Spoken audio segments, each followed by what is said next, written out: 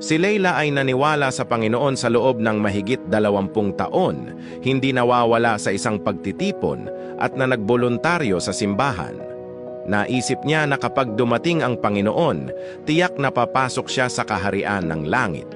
Gayunpaman, isang panaginip ang sumira sa kanyang pag-asa sa kaharian ng langit. Leila ang pangalan ko. Dapat mahanap mo ang pangalan ko.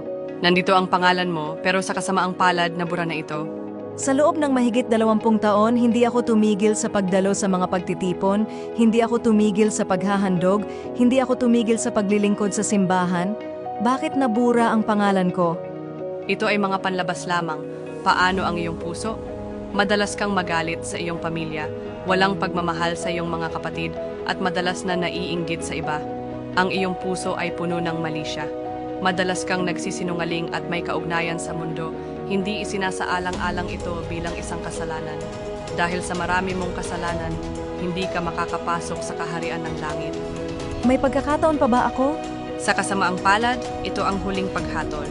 Wala nang pagkakataon. Ito ay isang babala para sa bawat isa sa atin. Sinabi ng Panginoon, ang gumaganap ng kalooban ng aking Ama na nasa langit. Gaano man tayo katagal naniwala sa Panginoon, ilang beses na tayong nagsimba, o gaano man kalaki ang naibigay natin, hindi tinitingnan ng Diyos ang mga bagay na ito. Tinitingnan lamang niya kung sinusunod natin ang kanyang kalooban.